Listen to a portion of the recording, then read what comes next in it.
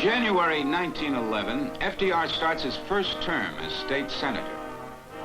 3 months later, the deplorable conditions of sweatshop labor are brought to the nation's attention.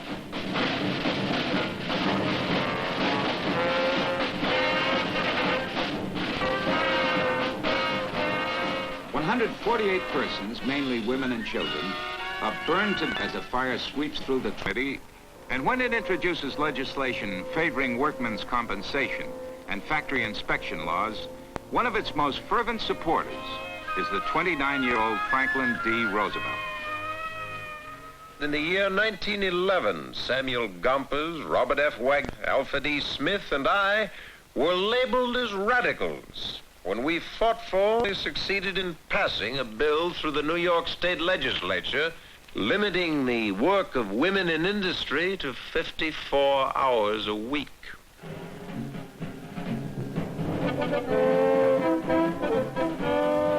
As the 1920s, the federal government continues to give labor scant recognition. Labor gives its own unions scarcely more. Less than 6% of American workers are organized.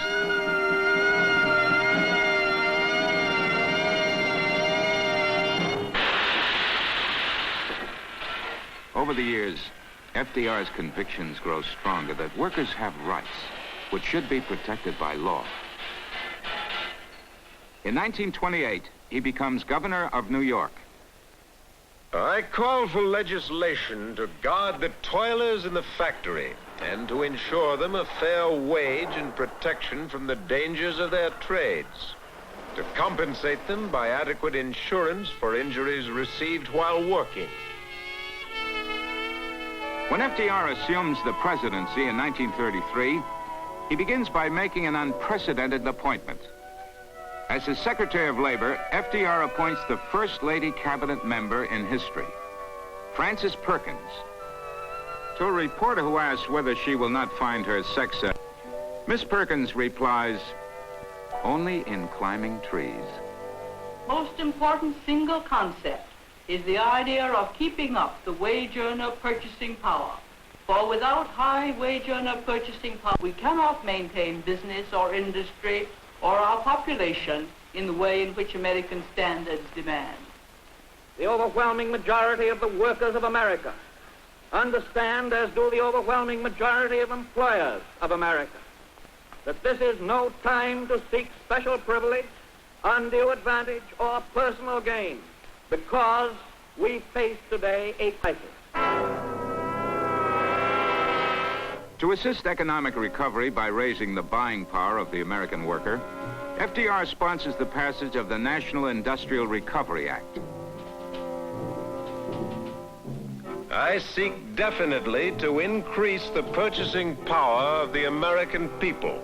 Your government hopes that the building up of wages and the shortening of hours will result in an increase in the number of persons employed. Workers are here given a new charter of rights, long sought and hitherto denied. Buried in the heart of the NRA is Section 7A, which grants the right to labor to bargain collectively.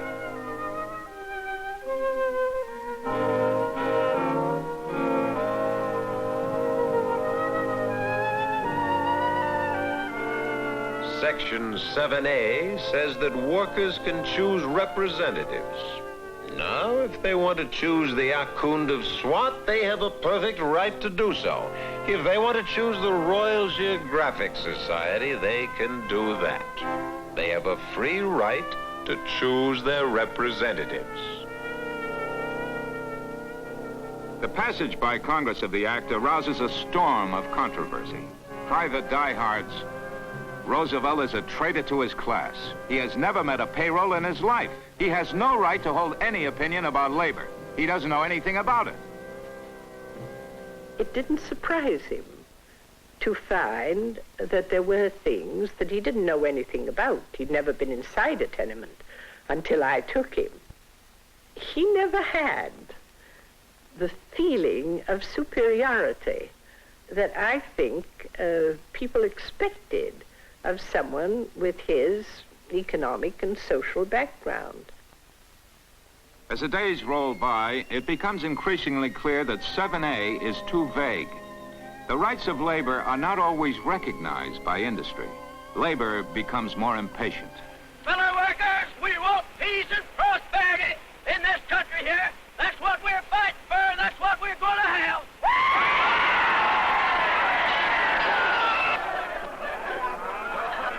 1934 opens with isolated explosions. Then strikes become general across the land. In Minneapolis, the Teamsters strike effectively paralyzes the city, and class war threatens as the Yale Club of Minneapolis leads an anti-labor march. In West Virginia, John L. Lewis calls a series of strikes against mine operators. If the soldiers come, the mine workers will remain peacefully in their homes, conscious of the fact that bayonets in coal mines will not produce coal.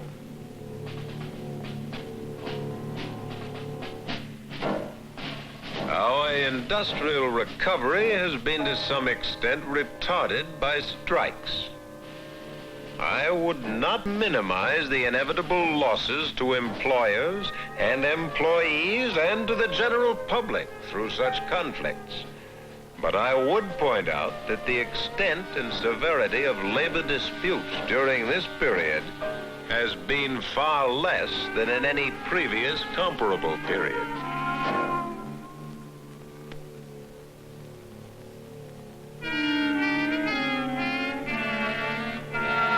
In Georgia, Governor Talmadge sets up concentration camps for strikers.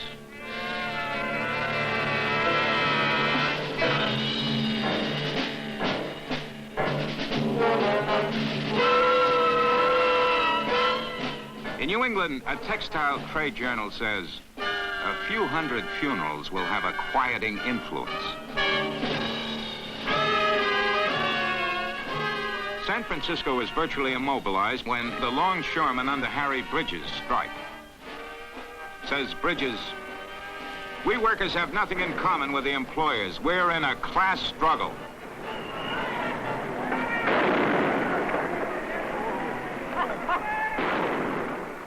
In the San Francisco strike, a lot of people completely lost their heads and telegraphed me, for God's sake, come back. Everybody demanded that I sail into San Francisco Bay, all flags flying and guns double-shotted, and end the strike. They went completely off the handle. Labor has got to learn by going through the actual processes and not by interference from the federal government or from the president or from United States troops.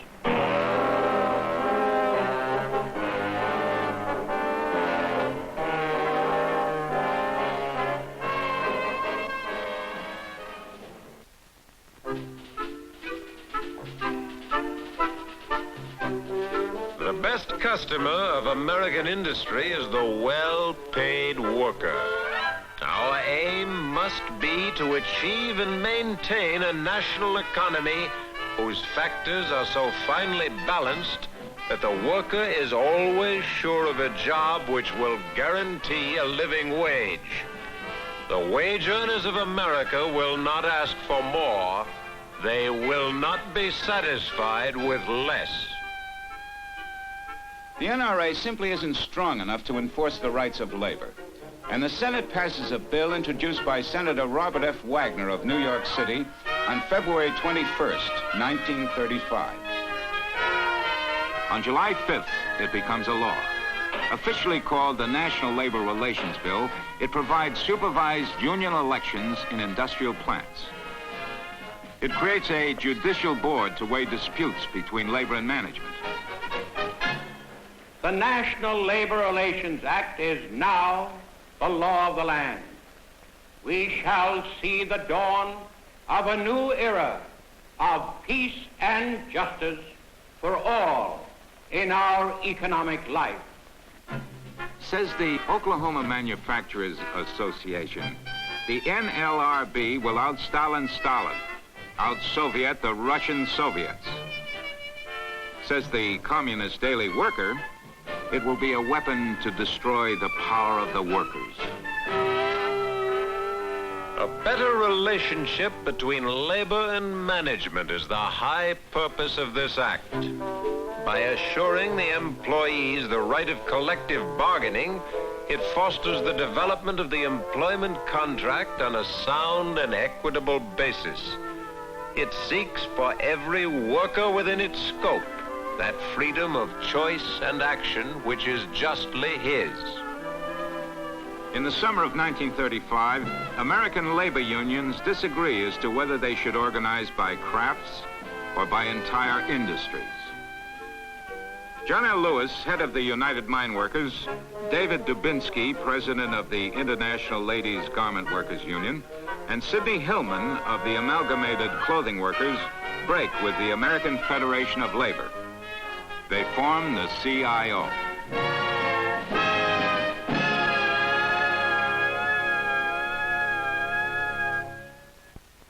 FDR is careful not to alienate either of the warring labor factions. He walks a political tightrope between the AFL and the CIO.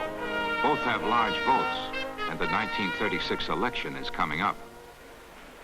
We earnestly hope that the distinguished representatives of the American Federation of Labor will give intelligent analysis to our proposals rather than to continuously attack our motives. Anticipating a Democratic victory and a favored place for the CIO, John L. Lewis offers Roosevelt a campaign contribution of $250,000. Replies the politically astute FDR, No, John, I don't want your check, much as I appreciate it. Just keep it. And I'll call on you if and when any small need arises. In 1935, FDR turns his attention to the broader aspects of social welfare. This Social Security measure gives at least some protection to 30 million of our citizens who will reap direct benefits through unemployment compensation, through old age pensions, and through increased services for the protection of children and the prevention of ill health. FDR's Social Security Act, overwhelmingly passed by Congress in the summer of 1935, provides unemployment and old age pensions as well as child-rearing benefits.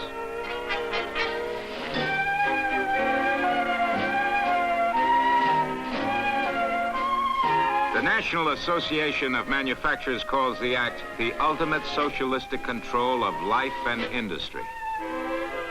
If, as our Constitution tells us, our federal government was established, among other things, to promote the general welfare, it is our plain duty to provide for that security upon which welfare depends.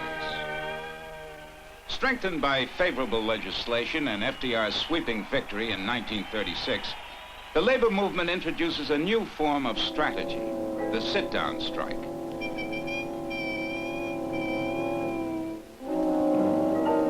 Workers occupy plants, refuse to move until a settlement is reached. Labor was having its labor pains. It was just beginning to find its power under the new impetus of favorable legislation and the sympathetic government. It had not quite grown up to such power. Industrial plants build up arsenals of gas bombs, machine guns, and rifles.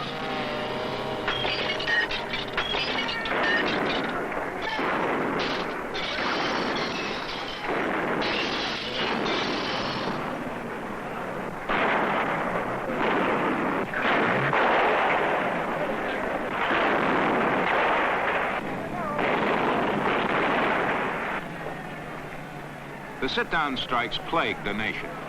In Michigan alone, there are 51 strikes in 1 month.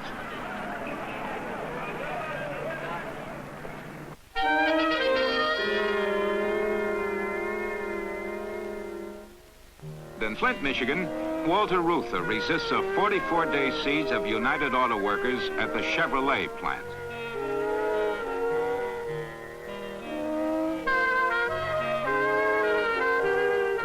Sit-down strikes are unpopular. Strikers will finally realize that labor cannot get very far if it makes itself unpopular with the bulk of the population in this country.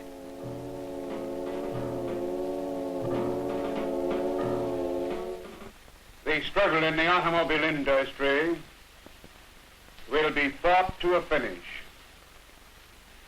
Labor will determine in this issue whether or not collective bargaining, in the accepted sense of the word, will be established in the automobile industry.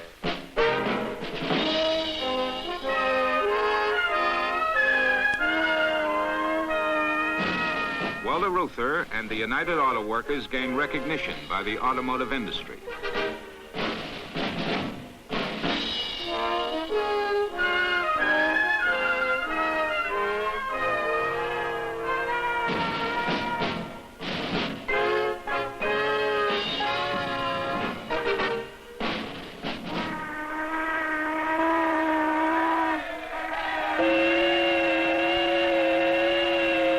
The last of the basic New Deal acts.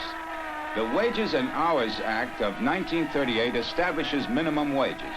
It abolishes lockouts. It ends child labor for all time. The age-long curse of child labor has been lifted.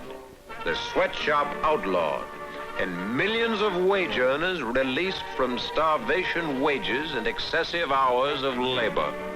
The pattern of a new order of industrial relations is definitely taking shape. The Hyde Park squire has traveled far since his first visit to a tenement brought the awakening of his social conscience.